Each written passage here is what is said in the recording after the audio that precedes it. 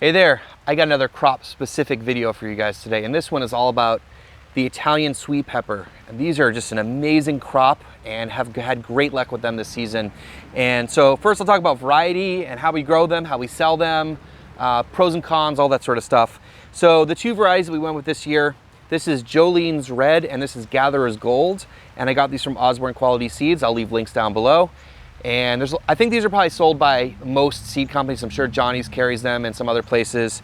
And so they're just Italian sweet peppers or heirloom Italian sweet peppers, and they're just a great crop. And so we planted 50 feet of each this year, and next year I'll definitely be planting more. I just did a mixture, so 50% of the red and 50% of the gold, so we could have mixed baskets. And you guys can see behind me how awesome they're doing. And one of the reasons why I love this, there are a couple of great reasons why I love this crop. One is that they do great in the heat. And I'm in North Carolina, and usually for most of the year it's like over 90 degrees and it's super hot here. And a lot of crops struggle to grow in the heat. So if you can find a crop that does well in the heat and takes little maintenance, even though it might be less profitable per foot, to me, you're guaranteeing a crop that works. And it also requires less input from the farmer during the hot months. So it's another win for sure. And so, as I said, we planted 2 beds of these, and the negative about these is that they're not a ton of dollars per square foot like baby greens or lettuce or things like that, and they take a long time. So these went in the ground mid-June. It's now early September. We've been harvesting off of this for a while, and so that's been great. But even before that, I had to start the seeds and then pot them up. So it's probably 6 to 8 weeks, I would say, before you can even put them in the ground. So they went in a little bit late this year, but it's okay. We have a late season and we're getting a great yield now later in the season. You can grow these inside or outside. We just put them in the tunnel because we had space, and they're going to grow better in a tunnel anyways, like almost everything. And so we have this down here. We have landscape fabric on the ground here with holes in it every foot. We're planting them 1 foot apart. And if you guys have been following along with the channel, you know that I don't usually like landscape fabric, but we have some weed pressure in here we're trying to overcome because we didn't tarp this before we built beds. We're going to rush early this spring. And so that's what's going on with that. And we have drip going on underneath the landscape fabric. They do tend to like drip better, just like, cucumbers and tomatoes and eggplants and stuff like that, especially the taller crops. Because if we had overhead here, think about the water wouldn't be able to travel over these as they get taller.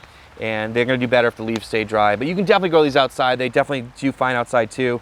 And so that's the setup in here. As I said, 1 foot apart. We're using like a modified Florida weave. Traditionally, the Florida weave goes in and around each plant, but now we're just doing each section. It goes around each section on both sides, and it kind of holds it in. It turns into almost like a big bush or a big wall here. And for the supports, we're just using a mixture of T-posts and wooden stakes, kind of just stuff we had laying around the farm. And it's been working all right. Every couple weeks we got to come in here, put another string on here as they grow. But that's what we've been doing. In terms of selling them, which is I think one of the biggest benefits of them, is that we're putting these guys in pints and selling them for $3. So, I like the orange and red combo. It makes it look really pretty.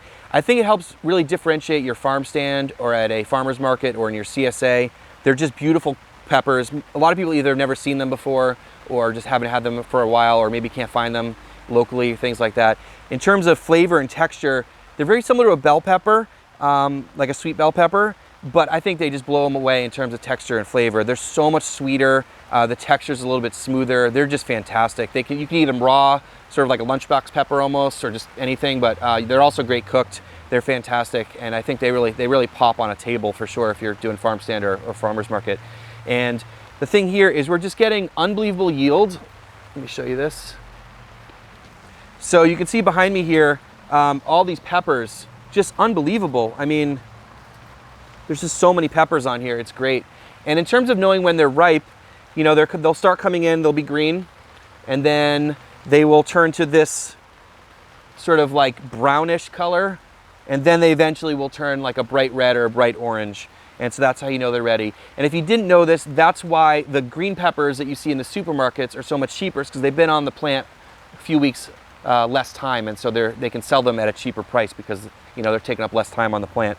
And so that's how those work. But overall, they've been fantastic. I think they're fantastic for differentiating your products in terms of heat tolerance. They're great too, and very little maintenance. We haven't pruned them. As I said, we just kind of run the the strings up as they get larger, and we come through and harvest them a couple times a week, and they've been great sellers for us. I will definitely be planting more of these next year.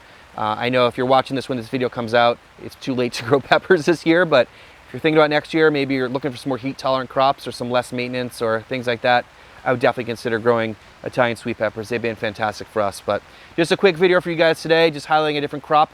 Thanks so much for watching. Make sure you hit subscribe, and we'll see you in the next one.